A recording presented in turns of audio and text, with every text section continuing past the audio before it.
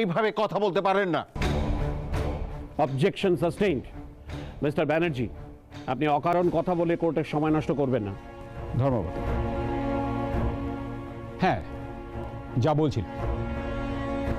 আচ্ছা, এই যে বাচ্চাটিকে নিয়ে আলোচনা হচ্ছে, এই বাচ্চাটির জন্ম কি আপনিই দিয়েছেন?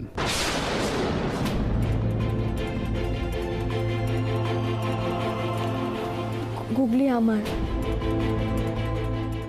আমি বোধহয় আমার প্রশ্নটাকে ঠিক আপনাকে বোঝাতে পারলাম না। আপনি কি এই বাচ্চাটাকে জন্ম দিয়েছেন?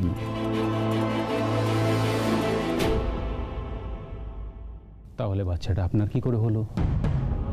ধর্মাবতার, হ্যাঁ আমি গুগলিকে জন্ম দিইনি। ওকে আমি নদীর ধার থেকে কুড়িয়ে পেয়েছিলাম, কিন্তু ওকে যখন আমি কুড়িয়ে পাই ওর বছর দেড়েক বয়স হবে। ওকে যে আমি বাঁচাতে পারবো ভাবতে পারিনি। অনেক কষ্টে জমির দুয়ার থেকে ওকে আমি ফিরিয়ে এনেছিলাম।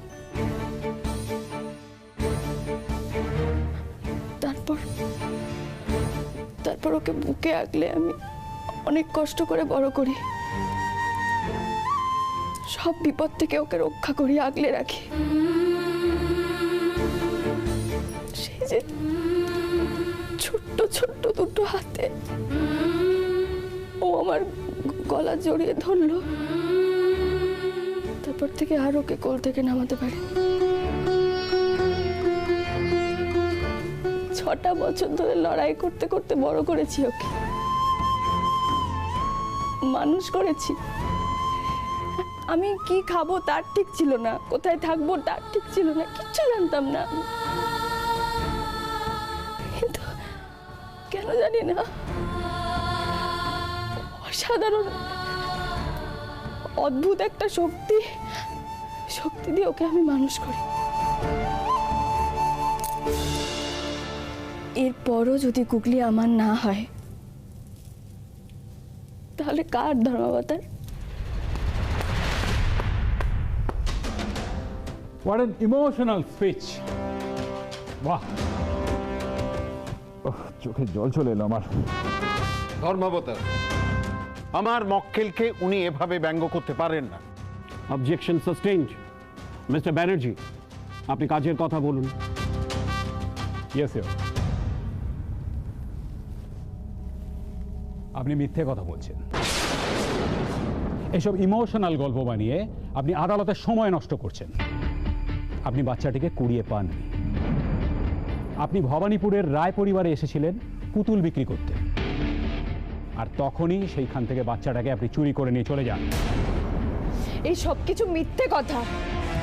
আমি এর আগে কোনোদিনও কলকাতাতে আসিনি। আমি ইন্দ্রবাবুর সঙ্গে বিয়ে হওয়ার পর গুগলিকে নিয়ে প্রথমবার কলকাতায় এসেছি।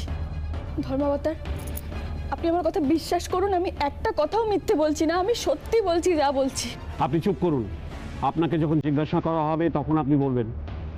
ধর্মাবতার, আমি মোহিনী রায়কে কিছু প্রশ্ন করতে চাই। প্রসিড। ধন্যবাদ।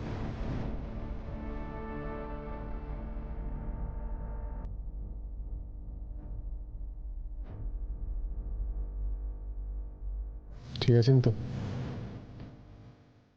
মিসেস রায়, আপনি কাঠগড়ায় আসুন।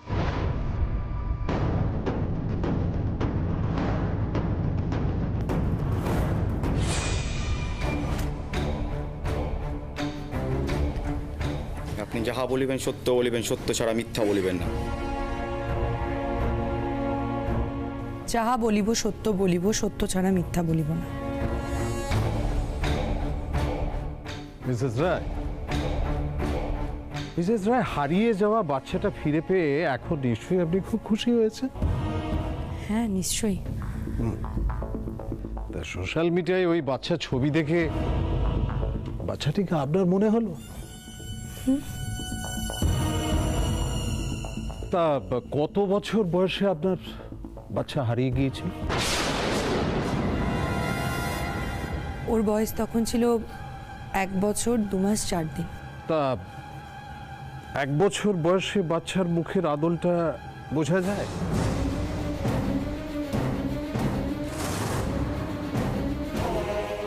বছর পর আপনি যখন বাচ্চাকে দেখলেন তখন আপনি বাচ্চাটা চিনতে পারলেন?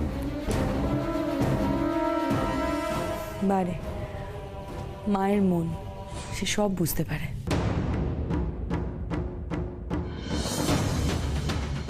ও,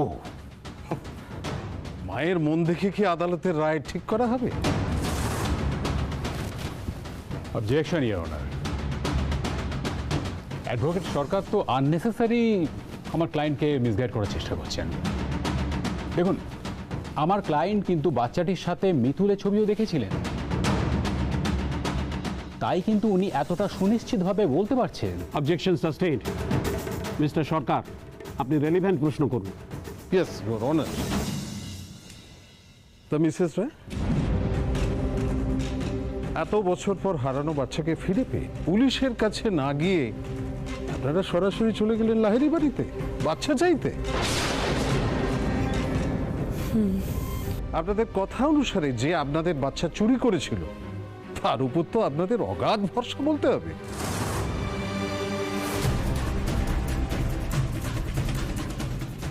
ঠিক আছে, আপনি আসতে পারেন। আমার এইটুকুই জানার ছিল ধর্মাবতার। ফর ইউর কাইন্ড ইনফরমেশন ধর্মাবতার, আপনি একটু ভাবুন, যাকে ওরা চোর বলে অভিযোগ করছে তার কাছেই যাচ্ছে বাচ্চা চাওয়ার অনুরোধ জানাতে। এটা অত্যন্ত অবিশ্বাস্য এবং হাস্যকর।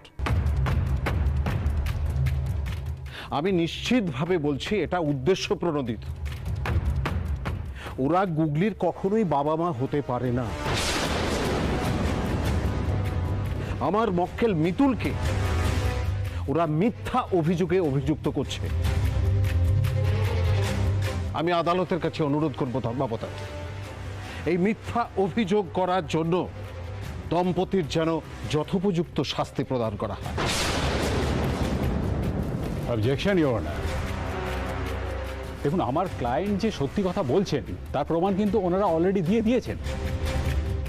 দেখুন, সিনজিনের বার্থ সার্টিফিকেট থেকে শুরু করে সিনজিনের জন্মকালীন সময়, হসপিটালের বিল এবং সিনজিনি হারিয়ে যাওয়ার পর ওনারা যে থানায় এফআইআর করেছিলেন তার সমস্ত কপি আমি আদালতের কাছে পেশ করছি।